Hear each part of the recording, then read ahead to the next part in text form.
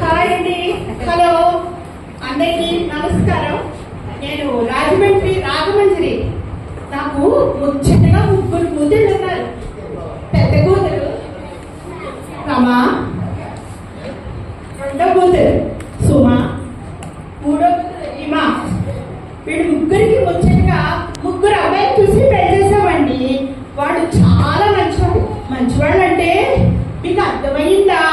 ఇందులో అర్థం అవ్వకపోవడానికి ఏముందమ్మా, మేము చెప్పినట్టు వినాలి, తీసిన కింద దాటకూడదు, పనులన్నీ చెయ్యాలి, జీతం మొత్తం తెచ్చి మనకే ఇవ్వాలి.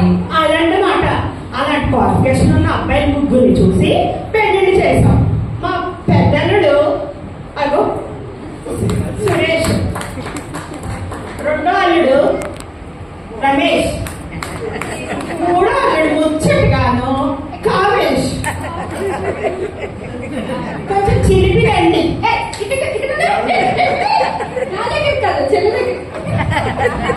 ఏంటి నా దగ్గర తప్పితే అందరి దగ్గరికి వెళ్తున్నాం? కొంచెం చిలిపి రండి. అలాంటి వేషాలు వేస్తూ ఉంటాడు. చూడండి, మీ కాదాలు పదిపోవు, రండి కాసేపు వచ్చి కూర్చోండి. ఏంటబ్బా ఈ మరి పోగేస్తున్నావు? అంతా మీ పోలికే రండి. అవులే అన్ని పరిచయం చేశారు కానీ అసలు వారి పరిచయం మర్చిపోయారండి. అబ్బాయి అవును కదా, ఆయన ఒకడు ఉన్నాడు. ఎక్కడున్నాడో ఏంటో, మాట్లాడు చేయడు, ఏ పక్కన ఉన్నాడో ఏంటో. మాట్లాడిస్తే కదా యావండి అబ్బా ఇలా ఎక్కడ తీసుకొస్తాడు? ఒరే ఇషు అక్కడ రారా, ఎక్కడనో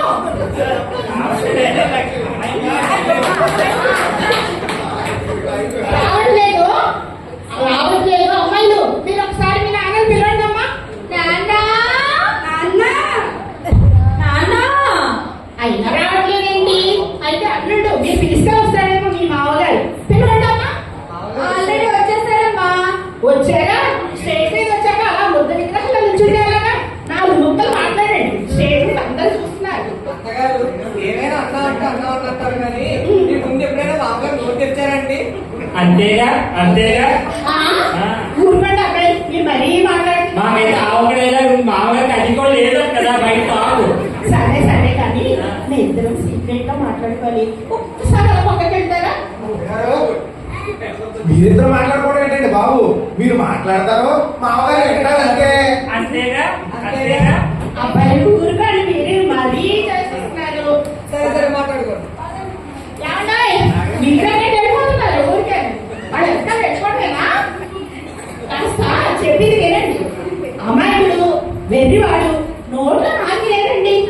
ఇది కాస్త అంతా నా బ్యానర్ రాయించుకుని నేను హాయిగా కాపాడుతున్నానా? అయినా సరే ఆ మొహం చూడండి. ఇంత బాధ్యత నేను తీసుకున్నప్పుడు నీకు ఏమైనా గుర్తుందా? బాధ్యతగా ఉండాలా? ఉండగానే ఏంటి ఆ మొహం?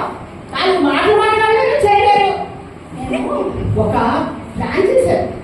ఈ అన్నం ఉన్నారే, ఎవరైతే బాగా చూసుకుంటారో వాళ్ళకి నా ఆస్తి అంతా రాసిస్తా. బాగుందా ప్లాను? ఇప్పుడైనా చెప్పండి. ఏం మాట్లాడు? సర్లేండి, నడవండి. ఏమండి విన్నారు కదా మా అమ్మ ఏం చెప్పిందో? ఇదిగో మా అమ్మ చెప్పినట్టు చేసి ఆస్తి అంతా మనమే కొట్టేయాలి. అర్థమైందా? ఏమండి విన్నారా? మా అక్కేమన్నదో, మీరు ఎలా అయినా సరే ఏ రోజు నుంచి నా మీద ఇంట్రెస్ట్ పట్టుకుని మా అమ్మ మీద ఇంట్రెస్ట్ పట్టుకుని మీ అమ్మ మీద ఇంట్రెస్ట్ నేను బాగుండదేమో. నాకు సేవ చేయండి, మనసు మా అమ్మ సేవ చేయాలి. చేసేస్తాను. అంతేగా ఏమండి మా ఇద్దరంతా చెప్పింది విన్నారు కదా? అబ్బా, నాకు చెవిడంటే వినపడకపోవడానికి. ఈ ఓవర్ యాక్షన్ ఏదో తగ్గించి మా అమ్మని ముందు బొట్లో పడేయండి. ఏంటి మీ అమ్మను పొట్టలో పడేలా? మీ అమ్మ పొట్టలో పట్టి పర్సనాలిటీ కాదే, పెద్ద తట్లో పెద్ద జంబో గమేలా కావాలి. ఈ జోకులు ఆపి ముందు ఆస్తి ఎలా రాబట్టాలో చూడండి.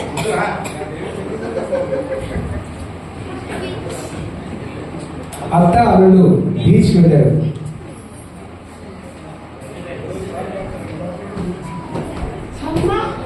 బీచ్ తీసుకొచ్చారు అల్లుళ్ళు. ఎంత బాగుందో. ఎక్కడి నుంచో బీచ్ వెళ్ళాలనుకుంటున్నానా? ఇక్కడ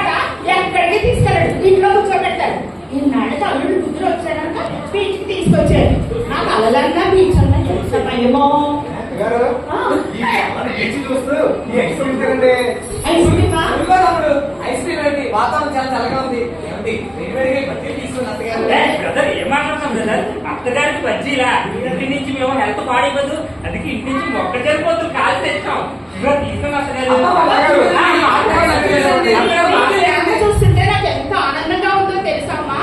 ఎప్పుడు మీ మామగారు ఉన్నారే ఇలా చేయదు, కానీ మీరు అందరి దగ్గర బాగున్నాయి. కానీ నేను ఎప్పుడో 10th క్లాస్ లో మొక్కజొన్న పోతున్న ఫ్రెండ్ బీచ్కి వెళ్ళినప్పుడు కొంటా అన్నాడు, కొనలేదు, చావలేదు.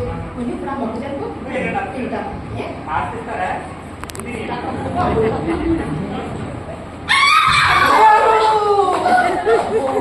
ఎంత ప్రమాదం తప్పింది అత్తగారు. జాగ్రత్తగా ఉండాలి అత్తగారు. ఇలా ఇలా చూడాలి కదా. అలల్లోకి వెళ్ళిపోయేవారు కదా, అన్నయ్య కాపాడాడు. ఎంత బాగా కాపాడే ఉన్నాయినా. నా ప్రాణానికి నీ ప్రాణం అంటే ఆ సొగలు ఆస్తి నీకు రాసేసి ఇచ్చేస్తాను, హాయిగా తీసుకో. ఏంటంటే మంచి యాక్టింగ్ చేశాను. ఎలా ఉంది వాడు? అసలు మీద బ్రాహ్మణుడు ఏదో అల్లుడు తెలుసుకుందామని యాక్షన్ చేశానండి.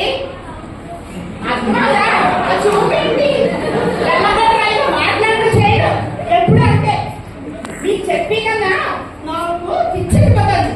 సరే కొన్ని రోజుల తర్వాత అరకు విహారయాత్రకి అత్తాలను కలిసి వెళ్ళారు.